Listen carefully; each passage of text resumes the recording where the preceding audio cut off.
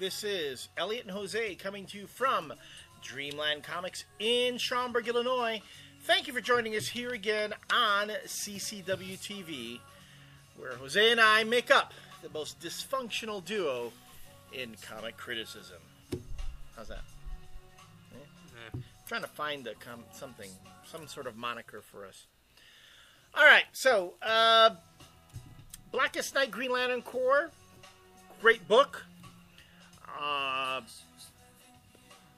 lot of crap hitting the fan right now with the Green Lantern Corps, and that issue of Green Lantern Corps is a portent of things to come. Another book, and this is where we're talking about how successful and how really expertly DC has been handling this whole Blackest Night event.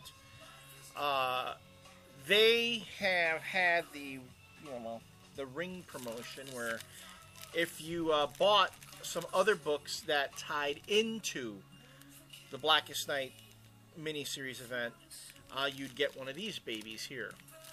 And the one book that we've actually talked up quite a bit, both on the blog and on the video channel, has been Rebels by Tony Bedard and Andy Clark. Tony Bedard has quickly become one of my favorite writers. I mean, really, really quickly.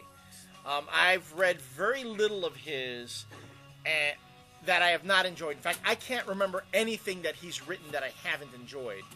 And I know he's getting more work at DC, which is great. What has he been doing with this book here? He's kind of like going against every convention in comic books. Like, I remember when we talked in the beginning, when he was first putting together his Legion team, he did the opposite. He pulled the George Costanza. He did the opposite of what any other writer would have done. You know, doesn't pack the team with a bunch of names that you recognize. Yeah, you have the opportunity of Brainiac 2 in the first couple issues, giving him the opportunity to get Supergirl in there. You're like, oh, cool, Supergirl's going to be part of the team. Nah, he doesn't need Supergirl. He doesn't even I guess, I don't need you. It's like, how about those awesome Omega Men? Let's put those guys in the team. And people are like, who? It's like... So, Bedard just goes against the grain with this book. And the title, it was kind of, I would call this maybe the Agents of Atlas of DC. That's actually pretty appropriate. Kind of like a well-written, well-put-together book that a lot of people should be enjoying. And everyone who does buy this enjoys the hell out of it. Enjoys the hell out of it. Right. And yet, it just doesn't get the sales that you would think it should get, considering how good it is. It's a really good book. And it really stands head and shoulders above a lot of other stuff that's out there right now. The artwork is expert. The writing is really it's crisp. The dialogue is funny and moves the story along.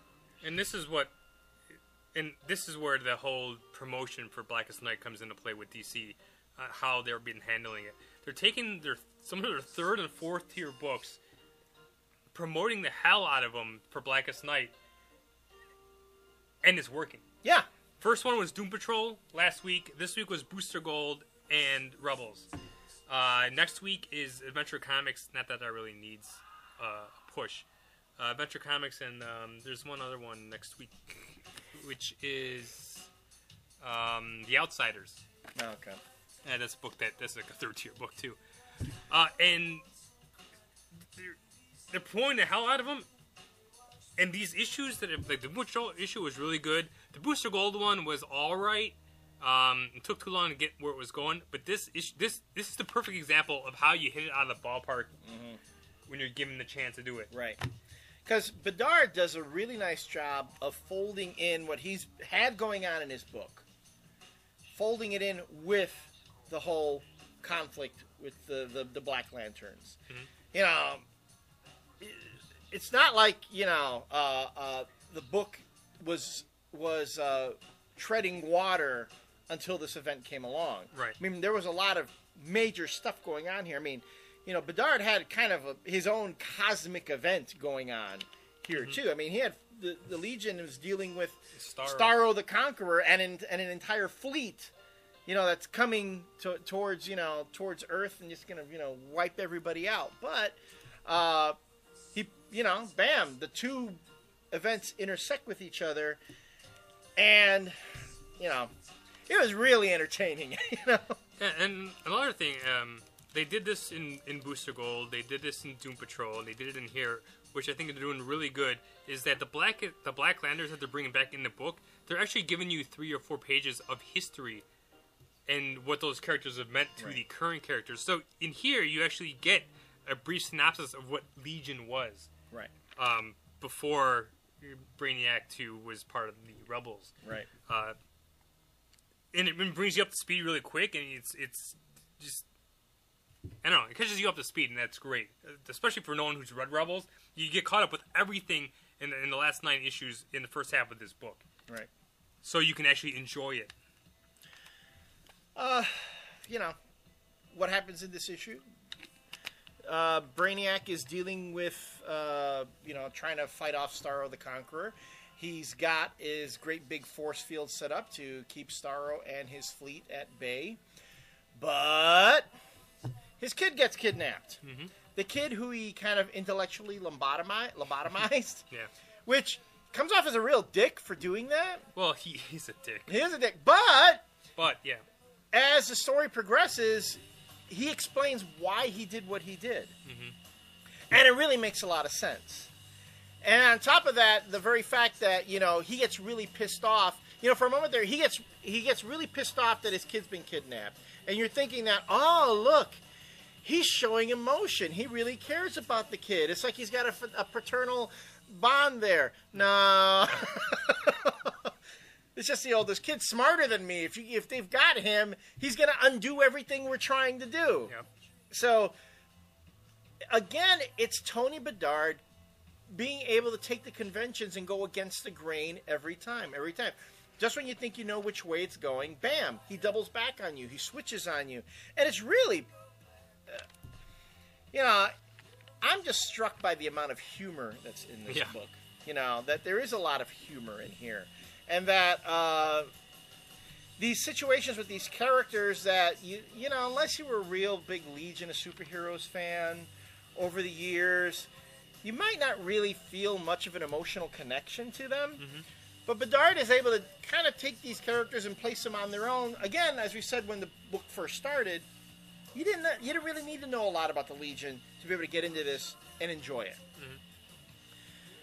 Mm-hmm. And then you get to the payoff of this issue, which is pretty fucking awesome. Well, first of all, the Black Lantern that shows up in here is Brainiac's his ex-wife, like his ex-wife or ex-lover, his ex-lover, like who he had Brainiac 3 with. Yeah, he had the kid with, right. So she is. But then there's another Black Lantern that shows up in here, which I thought was kind of interesting.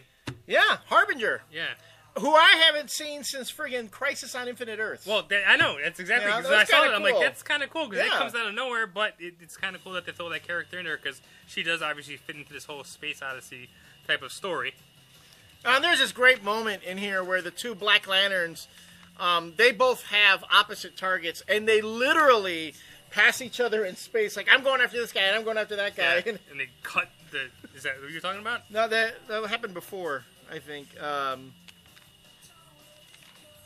Where is it? I'm trying to... It's like, they were both going to... Wait. You're slowing down the review. Yeah, I know. Both Black Lanterns have two different targets. One's going after the Brainiac and his ship. The other one is going after these group of Sinestro Corps members who are trying to use the ship as cover. Right. Yeah. And they're like, okay, and the two cross, and nothing good can come of that, because then they just get in each other's way. If anything, it makes things worse for each other. And a Sinestro Corps member gets killed pretty quickly. Mm-hmm. Which sets up the payoff at the end. Which which is a kind of, you said is pretty cool. I think it's very cool. Brainiac 2 has become my favorite comic book character this year. Like, easily. The guy's fucking asshole, but he's a smart ass too. And just to see him at the end get the Sinestro Corps ring, because I love the fact that he's in this personal force field that he always has with him, right? And his ex-lover is trying to break in there. And I love the little joke here with the onomatopoeia where he's in his force field and the Sinestro Corps member dies. Then they have the ring like tapping against the force field. And he looks at it and he's like, "Yeah." That was just fucking awesome. I love how even these Black Lanterns kind of excel at saying things that cut to your core and insult you and make you feel bad. It doesn't work on him, She's saying all these things about, oh, you're horrible, you were a terrible husband, you were a terrible father. How does Brainiac respond? Even in death's stealth, you remain insufferable. I mean, and then, bam, he gets the ring, and that's the ending. That's the ending of that book to set up the next issue, which just shows this is a fun book. It's a fun book. Yeah, because where else am you going to get the chance to see him get a Sinestro Corps ring? And it works perfectly within this Blackest Night thing. It's just something that is just something cool to do with the character. Yeah. And obviously this isn't going to last until past the next issue, but it's still fucking awesome. It is awesome. And there's so many jokes in this, too, that Bedard is able to kind of make cracks about the Green Lantern Corps and stuff like that. Brainiac is making jokes about the Guardians and how it made no sense to him that he gives everybody Yeah, that was pretty awesome. Like, he's like, you can't do that because it's going to come back and bite you in the ass. Yeah. Brainiac already knows everything. Pretty much. He goes, give the ring to people who aren't scared of anything. Yeah, what you should do is give the ring to people who are, who have something to fear. So you can control them better. And Dreamland ordered how many copies of this? This Booster Gold and Doom Patrol, we ordered 5 times the amount that we normally order. 5 times, and we sold out. Sold out. And from what I heard, all 3 of these tie-ins have been sold out from our distributor. So DC's going back right away to reprint them again. That's good. And I mean, even to imagine, I don't think every store didn't get the Lantern rings. Some retailers didn't want to deal with the promotion because you actually had to pay for the rings. Oh my god! And then giving them out to your customers for free. That's such a horrible thing. I heard some vendors were actually selling them too. Yeah. Fucking assholes. But the fact that if every retailer I knew ordered 5 times the amount, if I could see Rebels in the top 10 before I die, I would die very happy. And something like this Rebels should easily be in the top 20 books for this month. Right. But if it's actually in, can you imagine all the tie-ins for Blackest Night and Green Lantern and the Blackest Night series just filling up the top 10? It could happen. It could. It literally could happen. It could happen. That's true. Because people are loving the fuck out of this series, and DC is promoting it perfectly. And this ring thing, it's a fun promotion. It's a fun promotion. I mean, you look at it, and some of the Marvel zombies are like, it's a ring, who cares? But you know what? There's 8 different ones, and you're getting them for free for buying a DC product. Right. And DC didn't have to make these. They didn't have to do anything. Right. It's a fun promotion. No, it just is a fun promotion. And if NDC, we said it. It picked up on the Pokemon formula. You got to collect them all. And it's the smartest thing they've done in a long time. Pretty much. All right. So hey, thumbs up to Rebels and to DC for again showing how it's done. When we come back, we're going to look at a DC book that's outside of Blackest Night and apparently outside of the DC universe itself. We hope you join us.